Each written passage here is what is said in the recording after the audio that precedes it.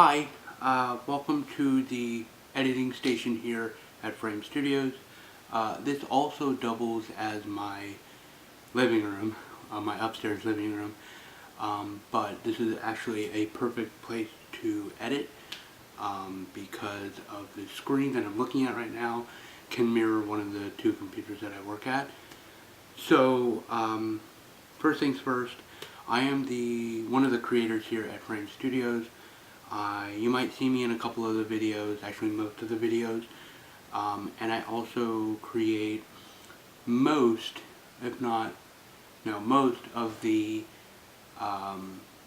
unique title sequences that you see for Frame Studios, including inside Frame Studios, the Frame logos. So, without further ado, a video that was uploaded to our channel, well now for you guys it's yesterday, it kind of looked like this.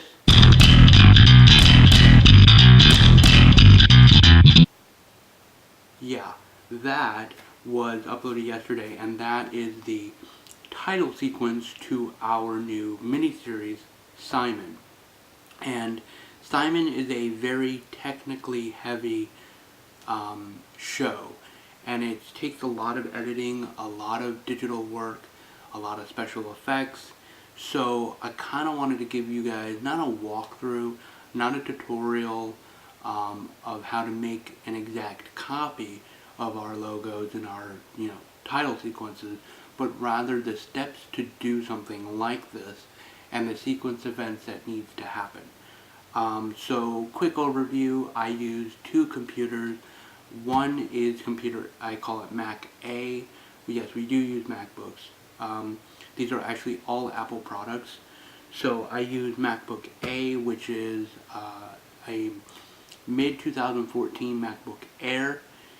And then Mac B is a 2012 MacBook Pro. And the Mac A, MacBook Air, does all of the quick title animations and sequences in Motion 5, and I do the lay work, which is laying down clips, cutting it up, adding music. I do that in iMovie, which is what I do on this computer, the MacBook Air. On the MacBook Pro, as far as mixing, I use Final Cut. Final Cut for not only the audio mixing for the video, but also mixing the video filters, color correction, letterboxing, vignetting, and using different filters and effects, as well as green screening and all that stuff is done in Final Cut. And then it's exported either using Final Cut or Compressor. So there's 4 applications: Motion 5, iMovie, Final Cut Pro, and Compressor. Those are the 4 apps that I use, but this is to create a unique title sequence.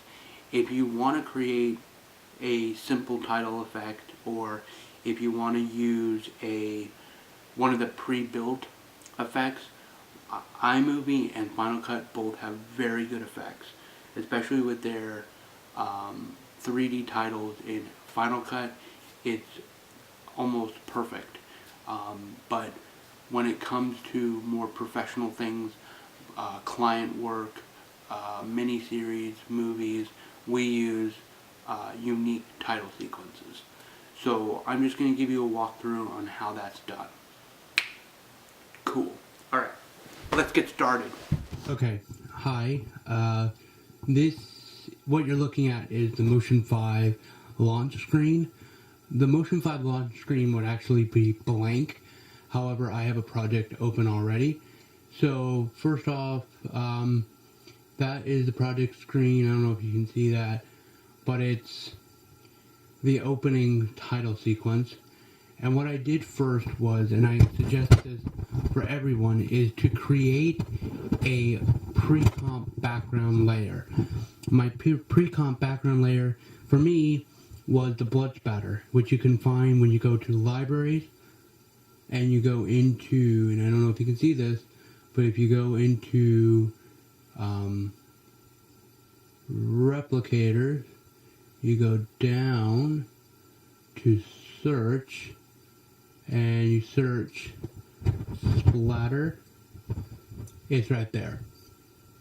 Right there. And that's what I used, and I just animated it and keyframed it to the center of my screen and how many droplets and the color. And the color took me a while to find.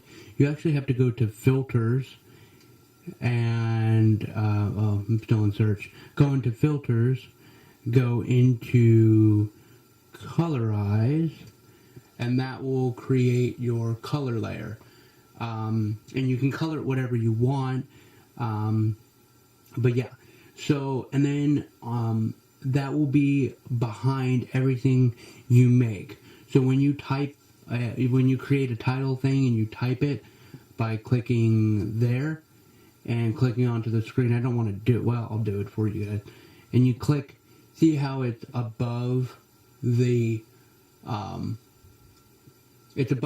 splatter. It's because I set the text in the timeline window right here. It's above the splatter. Here's the splatter layer right there, and if we go up, here is my Simon layer right here. Those are all of my text layers because they're all in front of the splatter. And then I didn't use any animations to build in or build out the text. I just let it happen on its own and did a jump cut to each one. And then when I exported it, I exported the movie. I'm not going to actually do it because I already have it, but I exported it. It loads for a long while, and then it creates this. Now, it's exporting as a Apple ProRes 422, which is great. It's probably the best way to do it. However, if you go into here and you go to H.264 and you hit 45, just so they know,